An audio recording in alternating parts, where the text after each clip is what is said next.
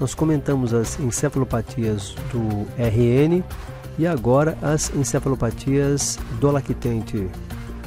Síndrome de West, crise febril plus, que não é apenas uma convulsãozinha febril. Síndrome de Dravet, crises migratórias parciais do lactente, epilepsia mioclônica do lactente, encefalopatias mioclônicas em desordens não progressivas, crise benigna familiar e não familiar do lactente. Eu vou comentar algumas só. Síndrome de West. A síndrome de West não precisaria nem de muitos comentários, não é? O início é de 3 a 12 meses. A lesão, quando é occipital, tem um início mais precoce. E a lesão, se ela é frontal, tem um início mais tardio. A síndrome de West, ela é um diagnóstico sindrômico só. Ela pode ser sintomática ou não sintomática. Às vezes na sintomática você pode ter até cura. E tem essas várias alterações que podem produzir a síndrome de West. A síndrome de West, nesse momento aqui, nós temos o espasmo, que pode ser flexor, extensor, etc. Você tem um padrão poliponta, ponta-onda, de alta amplitude, e esse período que segue de atenuação da atividade elétrica. Você pode ter também espículas focais, espículas generalizadas. Você pode apresentar vários espasmos associados às espículas. Você sabe uma coisa curiosa? Vocês vão começar a ver elétros. A gente fala que o West ele tem um predomínio posterior. Muitas vezes você vê nesse tipo de epilepsia generalizada um predomínio de amplitude da atividade patológica posterior. Mas você vê que muitas vezes a amplitude é alta anteriormente também. Nós vamos ter momentos de transição também, em que você olha e não sabe se o traçado é West ou Lennox. Você fica em dúvida, pois são períodos de transição. Aí você segue uma conduta descritiva. Ondas agudas de alta amplitude, difusas, generalizadas, distribuídas para ambos os hemisférios, seguidas de ondas lentas, com uma frequência de 2 Hz. 2 é alguma coisa aqui, menos de 3, 2,5. Temos aqui 2,5 Hz por segundo. Uma encefalopatia. Você não coloca nada se você tiver em dúvida, porque às vezes dá dúvida quanto ao padrão. Predomínio posterior, atividade de fundo lenta, pontas, polipontas, seguidos de ondas lentas, difusas e bilaterais. Ipsarritmia. A ipsarritmia, às vezes, ela pode ter uma lentificação mais focal também. Eu coloquei aqui mais na região temporal nesse caso. Aqui já é mais difuso. Aqui nós já temos um quadro clássico de ipsarritmia. Você pega alterações lentas, de alta amplitude poliespícula, ponta-onda em regiões posteriores, altíssima amplitude, aquele eletro caótico, desorganizado, de aspecto bem caótico mesmo. Ondas de muito grande amplitude distribuída por todo o traçado. Temos várias pontas de ondas, predomínio posterior. Aqui não está muito posterior não. Deixa eu ver esse canal aqui. Isso aqui tem um predomínio mais anterior, na verdade. Anterior bilateral. De qualquer forma, esse aspecto aqui caótico, rápido, ipsarritmia. Ipsarritmia, poliponta, ponta-onda, difusa. Aqui sim, nós vemos mais posterior. E aqui nós temos várias pontas epiléticas com uma disposição bem difusa. Essa criança provavelmente apresenta um quadro de uma encefalopatia grave. Quando você trabalha aqui com a sensibilidade normal, geralmente você não vê nada, fica tudo caótico, de alta amplitude. Então você diminui a sensibilidade e você consegue enxergar então os grafoelementos normais e patológicos. A ipsarritmia, ela tem várias apresentações. Vamos ver algumas. Nós podemos ter a ipsarritmia com sincronização interhemisférica. O traçado é caótico, mas ela é mais ou menos sincrônico. Então, o lado direito e o lado esquerdo, eles são mais ou menos semelhantes. É muito caótico, mas existe uma certa simetria. O tipo da onda, a distribuição dos elementos patológicos é mais ou menos simétrico. O que acontece então? A criança dorme, ela vai apresentar uma alteração, que às vezes ocorre na ipsarritmia, chamada ipsarritmia fragmentada. A ipsarritmia fragmentada, às vezes ela lembra a surto-supressão. É por isso que tem algumas pessoas que acham que o surto-supressão é uma variante da hipisarritmia. A hipisarritmia é assimétrica. O lado esquerdo tem, o lado direito não. Você vê um traçado desse, você fala, não é hipisarritmia. É uma hipisarritmia, na verdade, assimétrica. Você vai ver a hipisarritmia mais de um lado que do outro. Quando você vê uma hipisarritmia assimétrica, o que é que você pensa? Você pensa que não está havendo comunicação entre os dois hemisférios cerebrais. Talvez haja uma desconexão calosa. Pode ser um quadro sindrômico, pode ser uma síndrome de Aicardi, algo assim. Episódios de atenuação, muito parecida com a simétrica, mas nós temos episódios isolados de atenuação. E esta aqui, que é a que mais chama a atenção, é a variante rápida. Esta aqui é talvez a forma clássica da hipisarritmia, é a variante rápida da hipisarritmia. Pontas ondas, polipontas, bilaterais de alta amplitude, é uma disposição caótica, bem bagunçada. Síndrome febril plus, síndrome de Dravet. Vocês estão vendo? No lactente, eu não estou falando do adulto, são lactentes. Isso aqui você não precisa decorar. Nós temos uma criança com encefalopatia grave, nós pegamos a história e avaliamos. Vamos para a classificação internacional. Mandamos a classificação, talvez até para o colega que solicitou o exame, e mandamos uma cartinha dizendo talvez isso aqui possa ajudar. Esta crise aqui deve ser comum, mas pouco reconhecida. A crise febril, que não é febril, é a crise febril plus. Ela sobrepõe-se com a síndrome de Dravet. E ela é uma canelopatia do sódio. Ela remite na adolescência em 80% dos casos. Veja como é importante saber isso.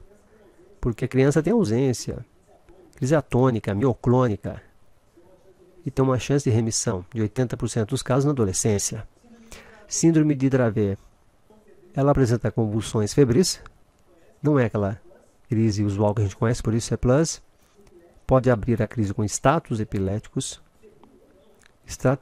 febril ou não.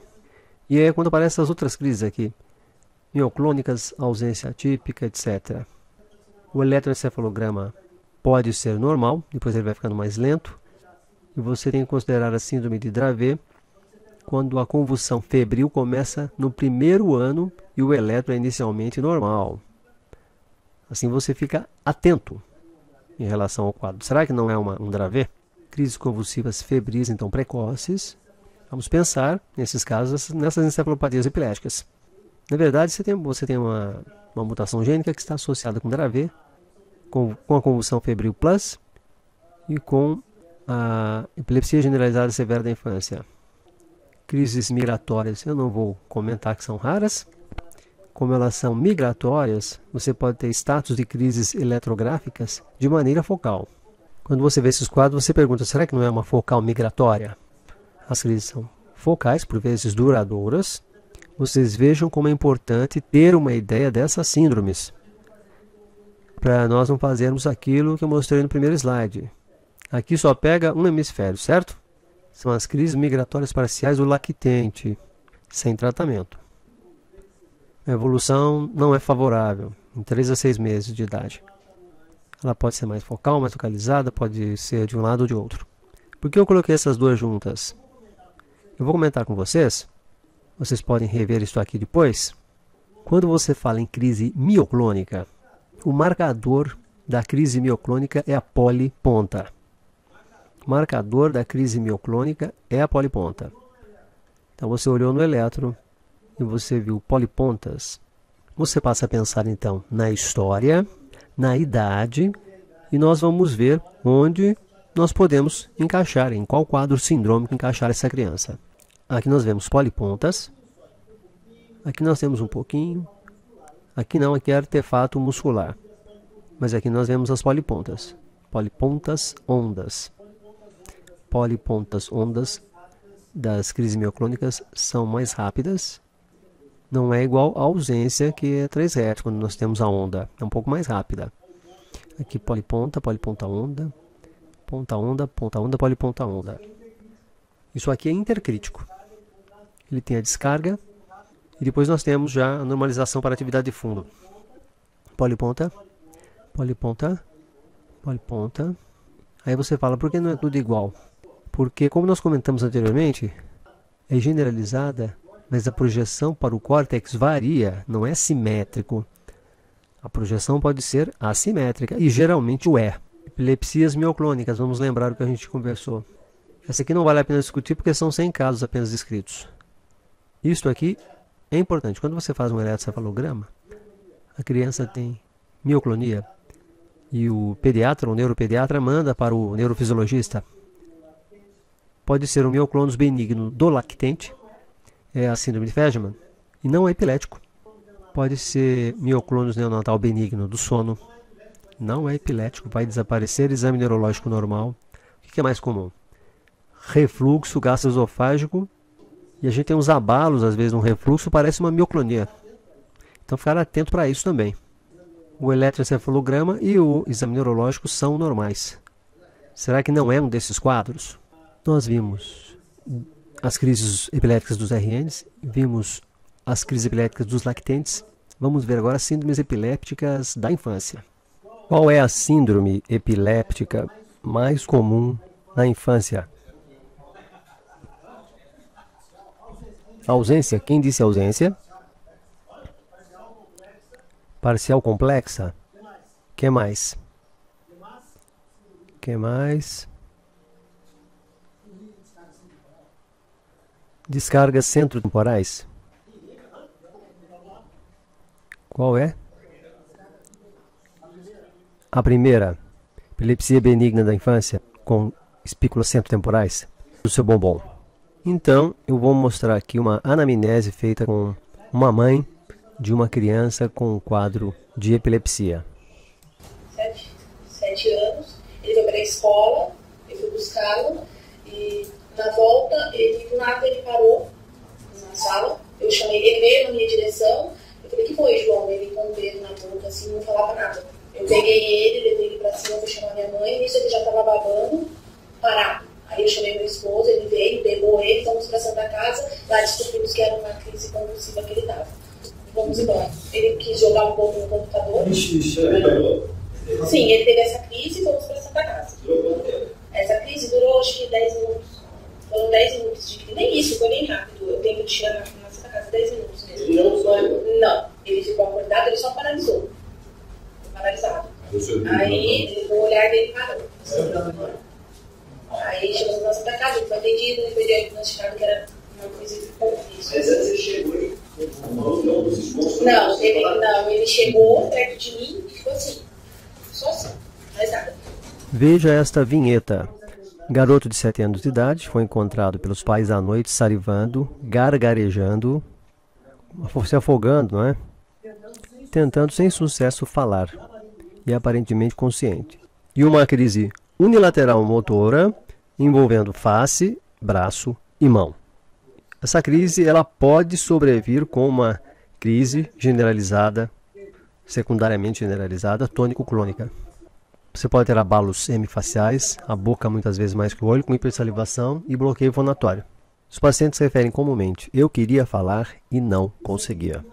É a epilepsia benigna da infância com descargas centrotemporais, a epilepsia rolândica, a epilepsia mais comum da infância.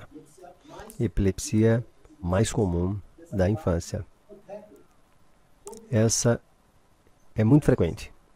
E essa história é muito frequente. Eu fui preparar essa exposição e falei, vamos ver aqui um rolândico que apareceu essa semana aqui, porque é muito frequente. É um quadro que quem faz eletro em epilepsia vê esse tipo de quadro várias vezes por semana. É muito frequente a história de a criança acordar de noite do sono com a crise parcial e com bloqueio fonatório. A epilepsia mais comum da infância, dos 2 aos 14 anos, 3/4 dos 7 aos 10 anos, 10 a 20% tem uma crise, 20% tem crises frequentes, menos de 2% tem crises na vida adulta. O exame neurológico e cognitivo, totalmente normal. Se você tem uma epilepsia rolândica, com certeza, você pode dizer para a mãe que a chance de evolução boa é muito grande e que a epilepsia geralmente nesse quadro é benigna. Você trataria? Diga-me se você trata. Você trata? E se o filho for seu, você trata? Como é que você... Se o filho for seu, se ele tratar, ele vai no outro trato, que vai falar mal. E se o eletroencefalograma for normal, você trata? Como é que você faz? Aí, se apenas o eletroencefalograma for normal, a pessoa não é epilética, ponto final, acabou.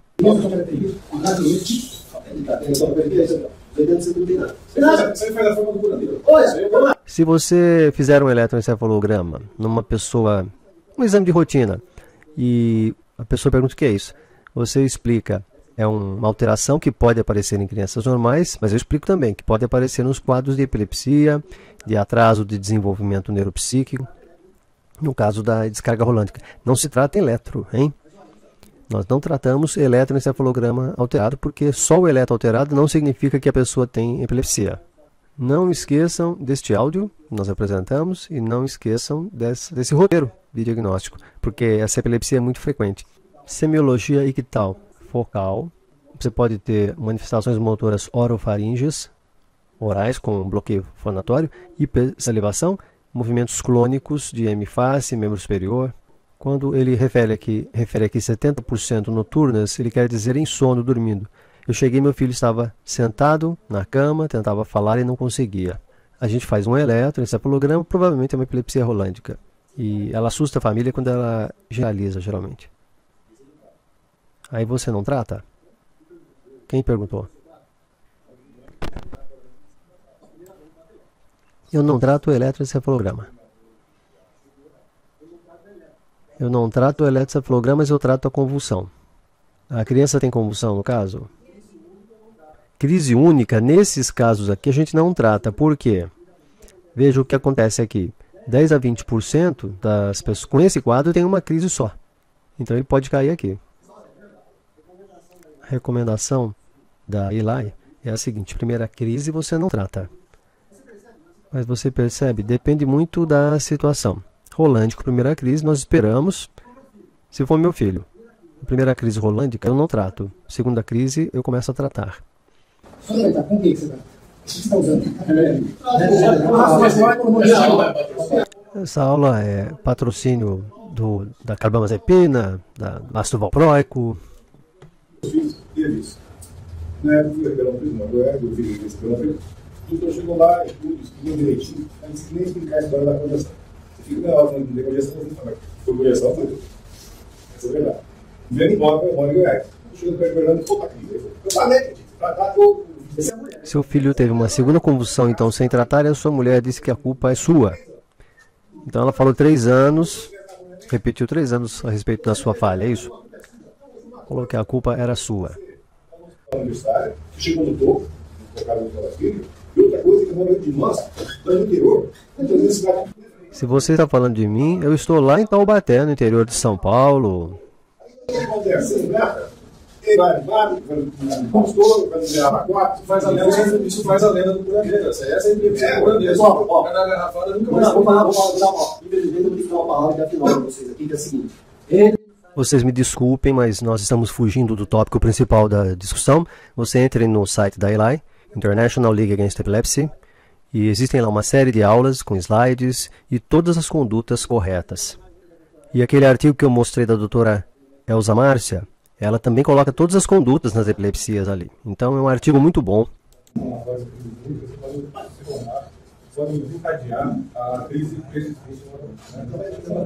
Você está falando da convulsão febril. Você fala da hipótese da convulsão febril levar à epilepsia do lobo temporal. Eu não quero ser chato, mas já sendo, é o seguinte. Hoje em dia trabalha-se com meta-análise.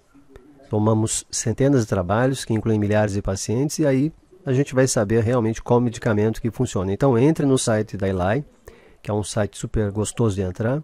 Lá tem todas as condutas, tem todas as orientações, tem todas as discussões, e é por isso que nós vamos pular esse tópico. Mas realmente as condutas são difíceis de avaliar e cada conduta é um caso diferente. Não, vamos brigar,